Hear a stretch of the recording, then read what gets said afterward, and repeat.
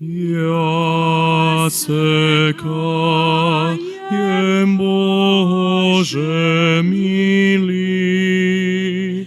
od svakoga grijeha moga. Moje srce gorko cvili, jer uvrijedi tebe, Boga. Moje srce gorko cvili, jer uvrijedi tebe, Boga. Slava tebi, Kriste Bože, kralju slave vječite. Čisto srce stvori mi, Bože, i vrati mi radost svog spasenja. Slava tebi, Kriste Bože, kralju slave vječite.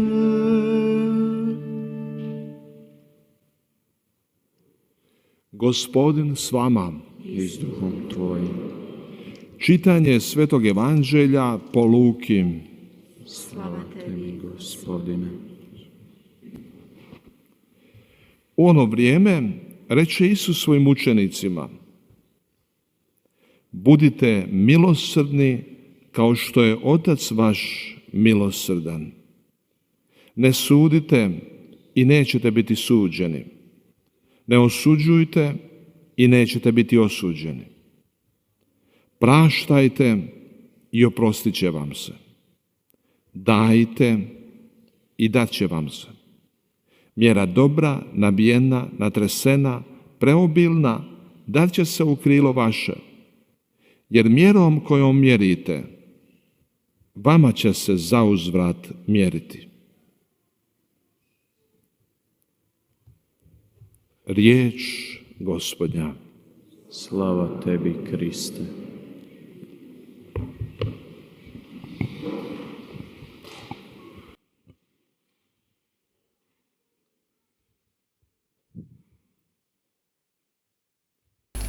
사랑하는 형제자매 여러분, 매우 기쁜 저녁입니다. 왜냐하면 우리는 다시 한번 이 자리에 함께 모였기 때문입니다.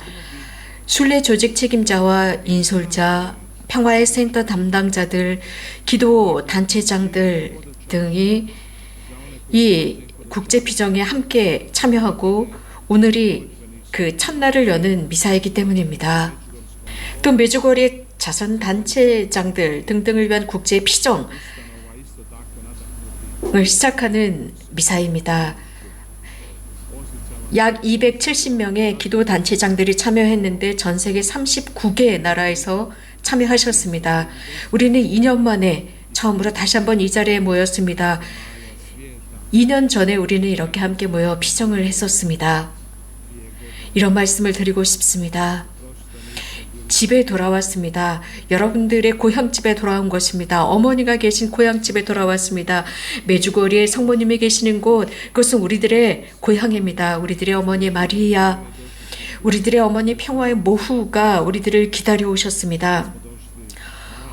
올해 이 국제피정의 주제, 특히 올해 저희가 정한 이 국제피정의 피정이나 모든 모임의 주제는 나에게 배워라, 그러면 너희가 안식을 얻을 것이다 입니다. 예수님께서는 나에게 배워라 라고 하셨습니다. 우리는 오늘 루카복음의 말씀을 들었습니다. 예수님께서 말씀하십니다. 너희 아버지께서 자비하신 것처럼 너희도 자비로운 사람이 되라 라는 말씀입니다. 용서하여라. 하나님께서 너희를 용서하시는 것처럼 너희도 용서할 때 용서받을 것이다 라는 것입니다. 형제자매 여러분, 바로 이 부분에 관해서 저는 이 부분을 묵상하도록 여러분을 초대하고 싶습니다. 때때로 사람들은 이런 말을 합니다.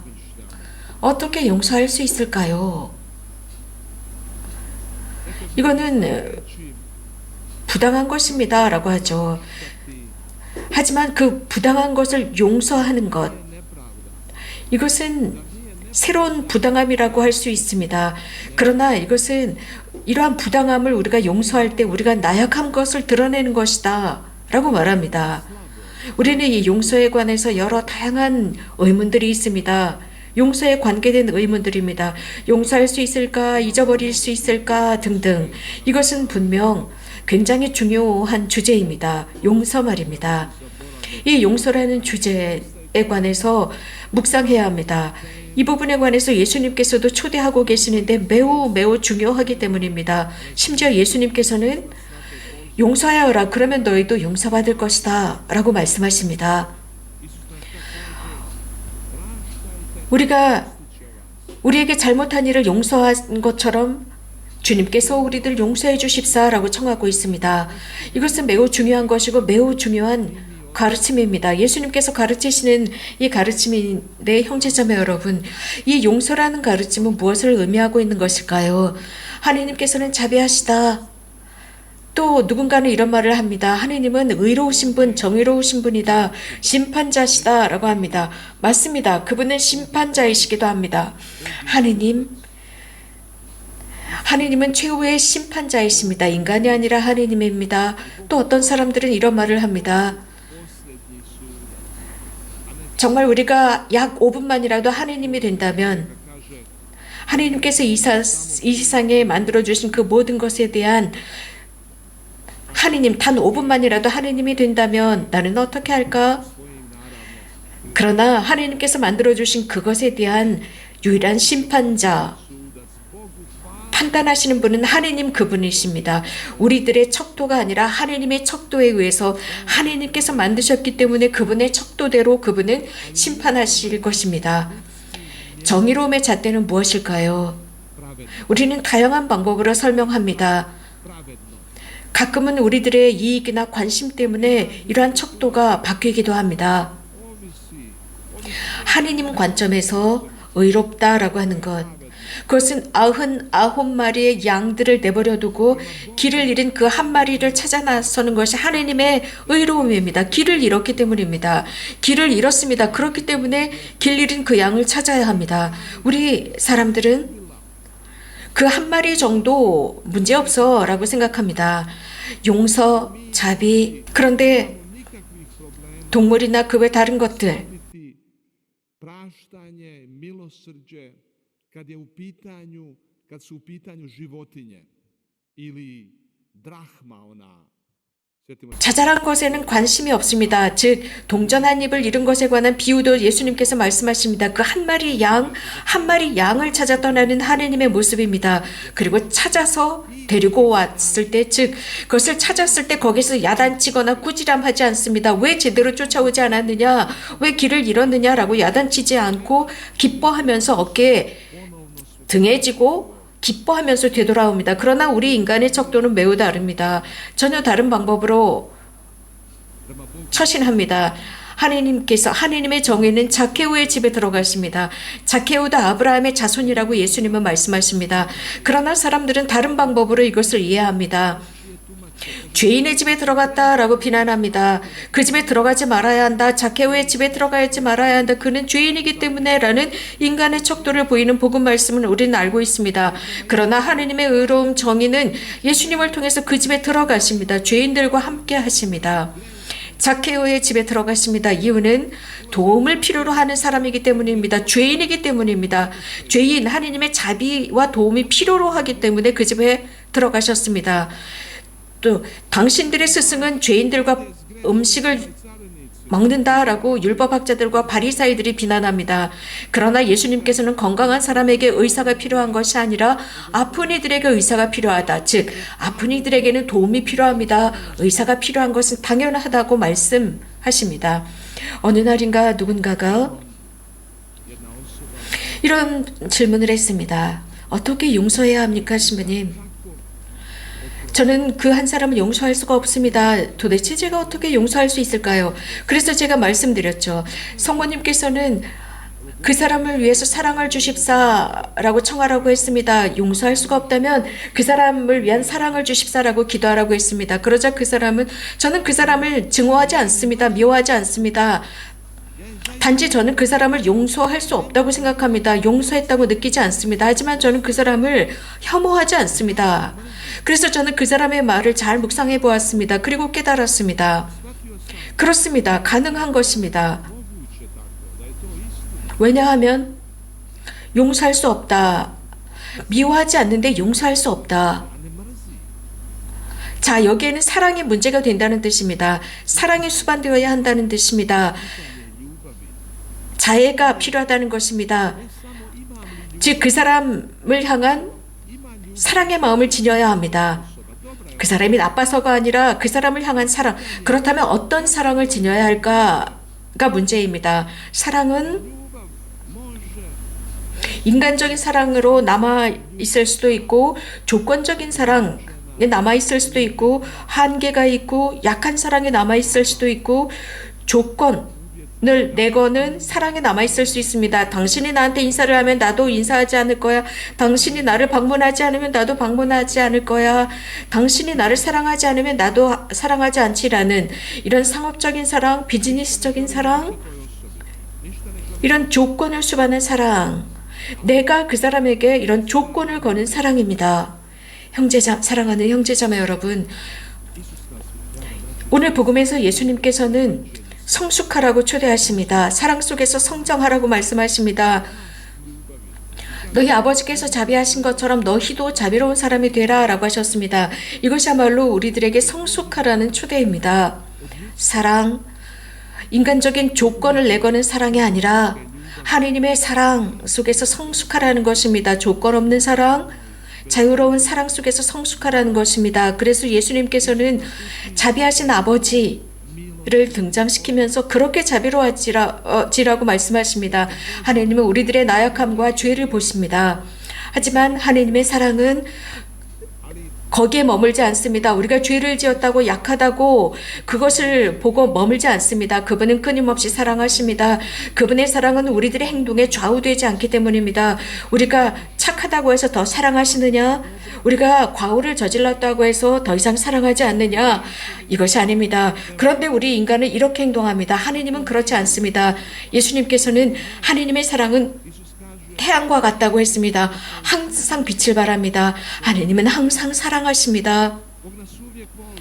이유는 정말 이것은 중요한 것인데요. 사랑하는 형제자매 여러분, 하느님께서는 우리를 완전하게 만드시지 않으셨습니다. 우리를 죄 없는 완전 무결한 사람으로 창조하지 않으셨습니다. 우리를 불완전하게 만드셨습니다. 조금은 모자라게 만드셨습니다. 그래서 계속 성숙하도록 초대하셨습니다. 거룩함 속에서 성장하도록 조금은 모자라게 만드셨습니다. 그래서 당신의 사랑에 척도로 사랑하도록 서로가 서로를 사랑해라. 내가 너희를 사랑한 것처럼 이라고 예수님은 말씀하십니다. 그렇기 때문에 예수님께 성녀 파우스티나에게 예수님은 말씀하셨습니다. 하느님의 자비에 관해서 말씀하시면서 당신의 그 자비하신 성심을 세상에 전하라고 했습니다. 자비한 성심을 전하라고 하셨죠.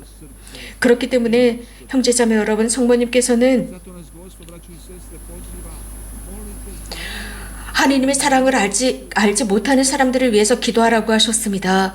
그 의미는 기도하는데 믿지 않는 사람들, 비신자들, 하느님의 사랑을 알지 못하는 사람들만을 위해서 기도하는 것이 아니라 신자들을 위해서도 기도하라는 뜻입니다. 왜냐하면 신자들이면서도 하느님의 사랑을 알지 못하는 사람들, 하느님의 자비를 알지 못하고 신자 생활을 하는 사람들을 위해서 기도하라는 의미입니다. 예수님의 자비하신 아버지의 비유 속에서 그 큰아들은 아버지와 함께 집에 살면서 아버지를 돕고 살아갑니다. 하지만 그는 그렇게 아버지와 동거동락하면서 아버지를 알지 못했습니다. 아버지의 부성애와 아버지의 마음을 몰랐습니다. 형제자매 여러분, 우리도 이렇게 살 수 있습니다. 바로 여기에 문제가 있습니다. 왜냐하면 하느님은 용서하십니다. 바로 여기에 우리 사람을 위한 열쇠가 있습니다. 우리는 때때로 용서할 수 없는 상황에 빠지기도 합니다. 그러나 자비하신 아버지의 마음은 사랑을 충만히 지니고 계시고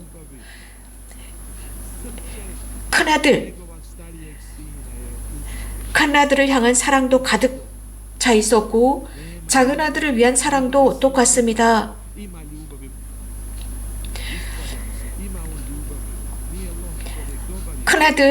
큰아들도 아버지를 사랑했지만 그의 사랑은 약했습니다. 조건적이었습니다. 작은 아들, 즉 동생이 돌아왔을 때 이 형은 집으로 들어가서 동생을 포옹하지 못합니다. 사랑이 약했기 때문입니다. 죽었던 아들이 돌아왔는데 어찌 우리 기뻐하지 않을 수 있느냐? 길을 잃었던 아들이 돌아왔는데 어찌 기뻐하지 않을 수 있느냐? 어떻게 기뻐하지 않을 수 있느냐라고 하면서 잔치를 엽니다. 기뻐합니다. 형제자매 여러분, 우리도 때때로 손가락질을 합니다. 누군가가 회개를 했을 때 당신 회개했어? 그래서 지금 성당에 다니는 거요? 하지만 당신 옛날에 이렇고 저렇고 저랬지? 라고 하면서 손가락질을 합니다. 형제자매 여러분, 예수님께서는 당신에게 배우라고 말씀하십니다. 나에게 배워라 라고 말씀하십니다. 내 마음은 온유하고 겸손하다 라고 말씀하십니다. 예수님께서는 우리들의 시선을 당신의 성심으로 들어 올리시면서 당신의 성심을 알아보라고 말씀하십니다. 그래서 우리는 이 국제 피정 중에 바로 이것을 알아야 합니다. 예수님의 성심 알기입니다. 이 국제 피정 동안 예수님의 성심 알기, 예수님의 사랑 알기입니다. 예수님의 사랑은 어떤 사랑일까요? 우리는 지금 미사 성제를 봉헌하고 있는데 성모님께서는 미사 성제를 중요히 여기셨습니다. 왜냐하면 예수님의 사랑에 숨겨져 있는 성체이기 때문입니다. 예수님께서 지속적으로 사랑을 주시고 우리들을 위해서 쪼개지는 성체 성사이기 때문입니다. 그래서 우리들을 위한 양분이 되어 주십니다. 우리들이 살아갈 수 있도록 음식이 되어 주십니다. 하나님의 어린 양께서 이 세상의 죄를 없애시는 그분의 사랑을 기념하는 것이 미사 성제입니다. 하나님의 어린 양, 세상의 죄의 짐으로부터 우리들을 자유롭게 하시는 분, 우리들의 죄의 등짐을 없애시는 분이십니다. 그래서 우리는 성체를 영하기 전에 하나님의 어린 양, 세상의 죄를 없애시는 분이시여 라고 기도합니다. 여러분, 네, 죄의 등짐을 없애주십니다. 형제자매 여러분, 그렇기 때문에 예수님께서는 하나님께서 당신을 보내신 대로 십자가를 기꺼이 지시고 기꺼이 희생하십니다. 바로 이것이 예수님의 희생의 가치입니다. 그것은 우리들을 구하신 것입니다. 형제자매 여러분, 이 사랑은 가장 위대한 사랑입니다. 이 위대한 사랑을 우리는 성체 성사를 통해서 깨닫습니다. 그래서 성모님께서는 이 미사 성제를 중요시 여기셨고 성체 조배를 하라고 하셨고 십자가 조배를 하면서 하느님의 사랑을 깨달으라 하셨습니다. 그렇기 때문에 우리는 로사리오 기도를 봉헌합니다. 그리고 자비심의 묵주 기도를 봉헌하면서 하느님의 자비로운 마음을 깨닫습니다. 매달 한 번씩 고해 성사를 받으면서 하나님의 사랑을 깨달으라 하셨고 자비와 용서를 깨달으라고 하셨습니다. 형제자매 여러분, 오늘 저녁 저는 이런 질문을 제시하고자 합니다. 바오로 성인께서는 고린토인들에게 이런 말씀을 하셨습니다. 여러분들의 마음은 협소하고 여러분들의 마음은 지나치게 좁습니다. 하지만 제 마음은 넓으냐 넓지 않느냐 그것은 누군가가 잘못했을 때 드러난다 라고 했습니다. 내가 그를 비판한다면 예수님께서는 비판하지 말라 하셨습니다. 판단하지 말라, 단죄하지 말라 했습니다. 누군가 잘못했을 때 혹은 누군가 잘못한 어떤 스토리를 소문으로 들었을 때 나는 어떻게 반응하는가 생각해 보아야 합니다. 내가 그를 판단하는가? 단죄하지 말라. 그러면 단죄받지 않을 것이라고 예수님은 말씀하셨습니다. 내 마음이 협소하고 좁쌀만한가? 그것은 바로 이런 상황 속에서 드러납니다. 나는 어떤 마음을 지녔는가? 여러분들에게 질문을 던지겠습니다. 내가 미사에 참여하고 성체를 형하고 기도하고는 하지만 내 마음이 정말 성숙하고 있는가 여부를 따져보아야 합니다. 성령께 기도합시다.